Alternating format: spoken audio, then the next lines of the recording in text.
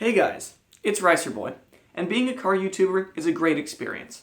There are many great people and a lot of exceptional videos on this website that have made this kind of content successful and groundbreaking at the very same time. But just as in any form of art or expression, there are plenty of people who ride trends, get lucky, and garner success off of senselessly spending money, and use the success off of that to earn and spend more money. Meet JR Garage! This 500,000 subscriber automotive YouTube channel is owned and run by a 17-year-old kid and his older brother, and being a 17-year-old automotive YouTuber myself, I have decided to analyze his channel, content, story, and a bit of him and his defenders as well. Now, people have been asking for an exposed video of this channel for a while, and it is an interesting predicament. I think that most people are wary just because of how divided people's opinions are over the channel, and don't want to risk getting hate for shit-talking someone else. I, on the other hand, have nothing to lose. And while I'm no hacker with financial data, I have found some very, very interesting information. Have my own experiences to compare, and a couple of items to address. So let's do this. JR Garage's content is less than innovative. It's formulaic. Step 1. Buy or rice a new car and act mildly interested when viewing the results. That is how you do a rap.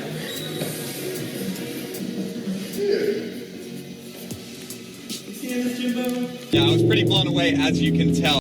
Next, add a clickbait title with emojis on the thumbnail. Step 2. Strap a GoPro to the new car and drive it to school to get the same reactions from the same kids as every other time. Actually got the Lambo? Yeah. Is that a Ferrari? Let me just pull his out. What? Get majority of views by doing this, along with other cars. Step 3.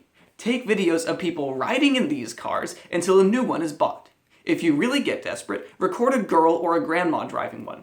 Then the cycle repeats. There might be a couple of oddball videos of cars breaking down sprinkled in that don't comply to the rigid formula, but with how many videos the channel has produced, this has been the main pattern. As revealed by YouTuber HFP in his JR Garage video, Jeffery's Viper was bought with a salvage title. And we all know exactly how reliable his Ferrari 355, BMW M3, and Tesla Model X are. Perhaps the reason why Jeffrey buys such shit cars is because he knows that YouTube can pay for his repairs and breakdowns to give him content. Also, if you ask me, I think the main reason the LS Porsche exists is because Jeffrey finally realized the limited potential of making videos on his unreliable next-to-stock supercars that are literally just driven around town, sometimes with kids, just for extra filler video. Looking at this situation myself, I find it hilarious that I'm actually doing too much shit with my one car to keep up with video on what's happening when a channel with 8 cars and over 500,000 subscribers is struggling to make content more interesting than high schoolers gawking at supercars. Also, I want to address the quality of his driving conversation videos. To give Jeffrey credit, at least in his old videos in that style, he used a lapel microphone and spoke in a focused manner. Then in his video, I screwed up nearly buying a GTR, he uses a fucking GoPro, drives his Corvette where he spends a minute trying to get the heat to work, and overlays his muted voice with the wheezing strain of the Corvette's engine and some shitty no copyright music. Okay. The auction was at 17 grand with like a few minutes left. And we're like, okay, there's still hope. We can do it. I can't hear myself think, let alone whatever rich kid sob story he's trying to tell. Also on that note, Jeffrey, stop using copyrighted movie clips in your videos. If you're gonna put in insufferable mid-video ads and actually monetize your videos, unlike me, you should at least have the decency to make money from content that you actually own. Given that you put in no video credits or sources, I think that you know as much of copyright law as you do stocks. Now, something interesting that I noted is that while the infamous Viper High School video has collected over 5 million views, a good amount of his other videos have attracted less than a tenth of his subscriber base. For example, his Ferrari 360 review is 2 months newer and has just over 30,000 views. And there are still plenty of videos that have less views than that. But when you get 100,000 subscribers in 4 months anyway, it's not like you had to work that hard to get the attention anyway. It took me 8 videos on my channel to hit 50 total channel views. I'm not jealous or anything, but you can't pretend that something besides the ridiculous cars is what made this channel successful. Fanboys will argue with me, but I believe that the majority of this channel's appeal is just lust of all the wasted money. I just hope that they could learn to innovate their content with all the untapped potential that this channel has. There's plenty more to cars than just buying more of them. Showing them off, breaking them and burning money. Maybe actually do performance mods, go racing, try something innovative. I don't know. You're the one with all the subscribers not watching your shit. Alright, now this is what you're here for. My opinion on the incredible inspirational story of these two, according to rumor 3, brothers who went from selling lemonade to driving Lamborghinis and Ferraris. I think that the story is bullshit. Now opinions on this are polar, the fanboys who are inspired by it being wooed by the Ty Lopez message knowledge swear by its truth, while actual supercar owners and YouTube personalities like Muscle vs. Tuner, Street Speed 717, Guitar Mageddon ZL1, JSR Cars, and Vehicle Virgins highly doubt it. The truth is that there's no solid evidence to sway either way. In one of the videos JR Garage made addressing income, how to start trading in the stock market, Jeffrey mentioned that he supposedly started trading stocks at 16, freezing over the fact that he was technically using his then 18-year-old brother's name and account at the time, as if there is any truth to what he said. Now, while Jeffrey says that stocks are not his main source of income, guess what is?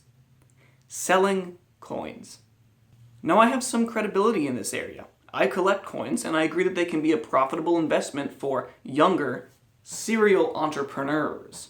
I went to coin shows, I withdrew money from the bank in boxes of dimes and pennies to sort through them, and even as a 6th grader I bargained with salesmen to get the right price.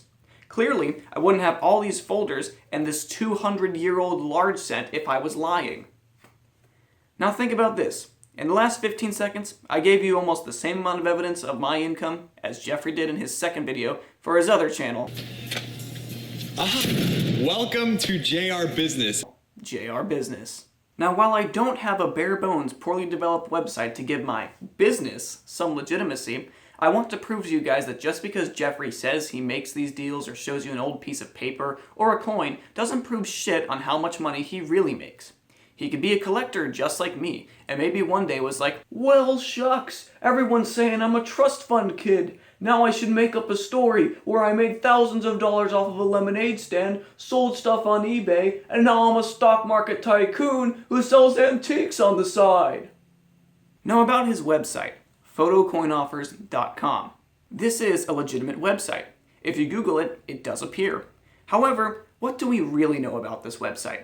Well, using moostat.com, a lot. This website, Jeffrey's supposed main source of income, gets 49 visitors a day and is worth $9. This website is pitifully small, and it says here that it's only been around since May 17th, 2015.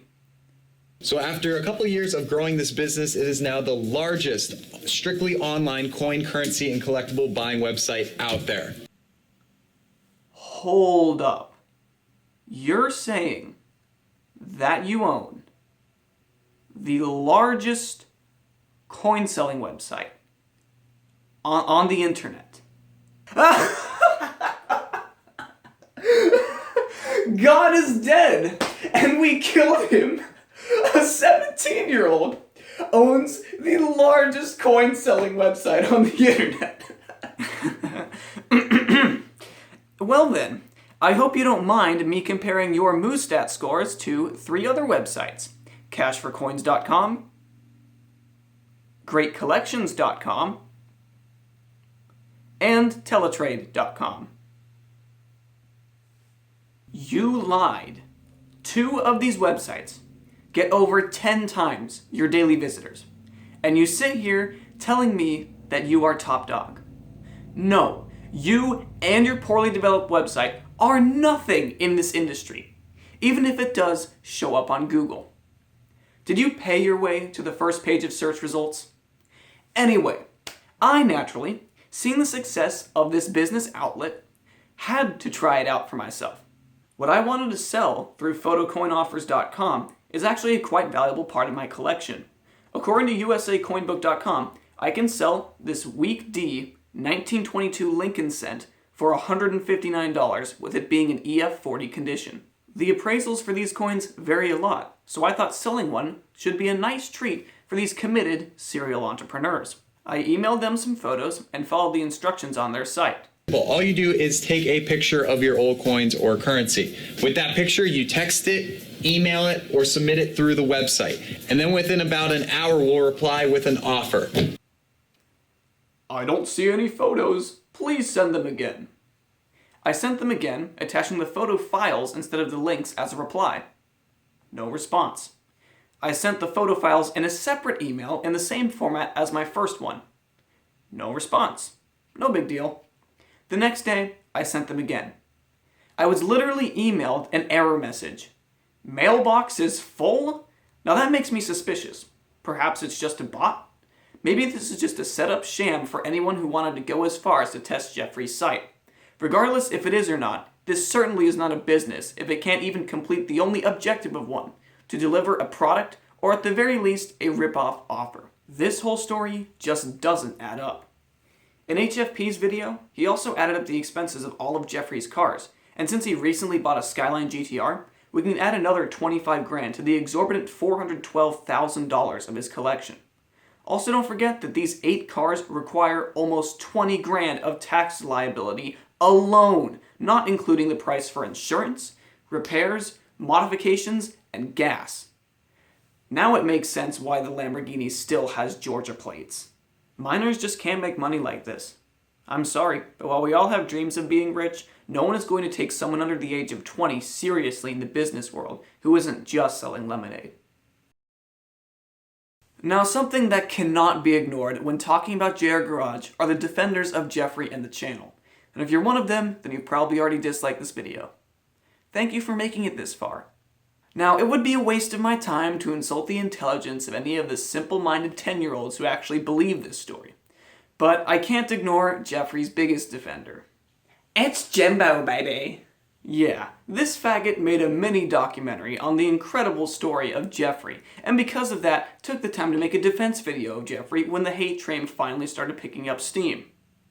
Yeah, I would definitely trust anything he would say about him when they have clearly done collaboration videos in the past, and Jeffrey even puts his fucking channel link in the description of some of his videos. Even more recently, Jeffrey has used his footage, and now they have the exact same fucking wrap on their cars, even though Jimbo's C4 Corvette belongs in a junkyard.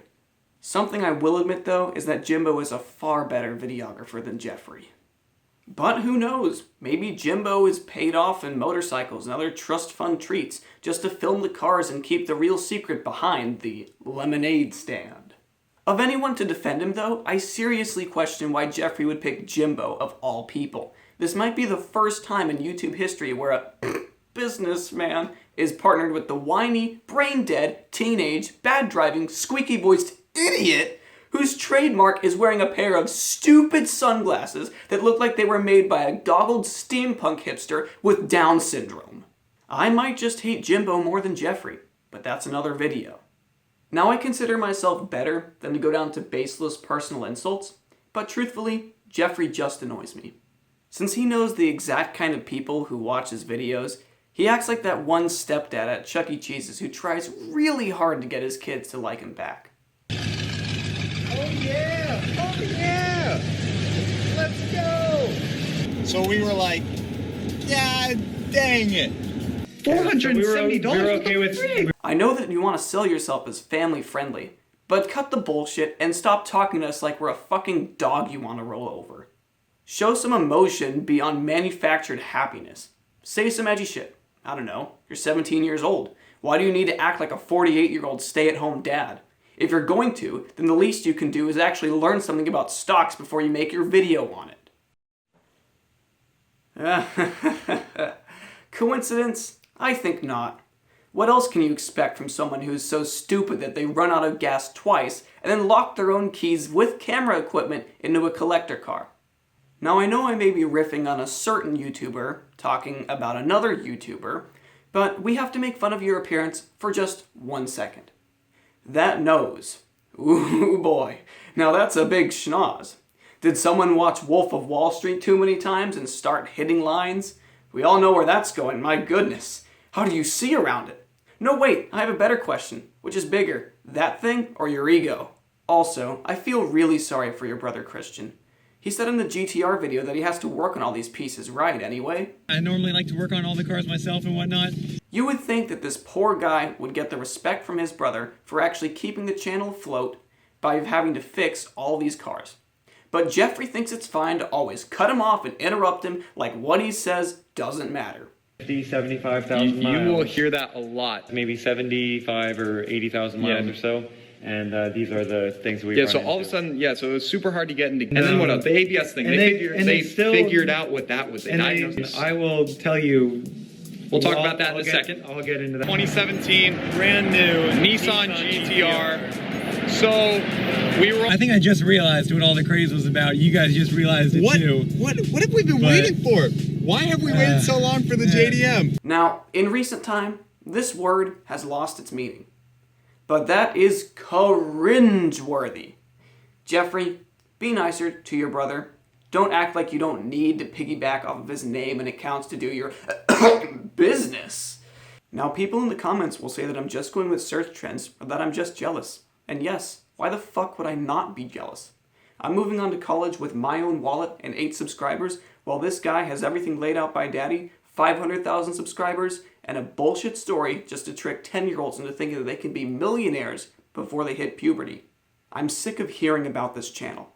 I want YouTube drama to leave the car side of it, and that is what I made this video to address. Fuck JR Garage. Thanks for watching, and peace out.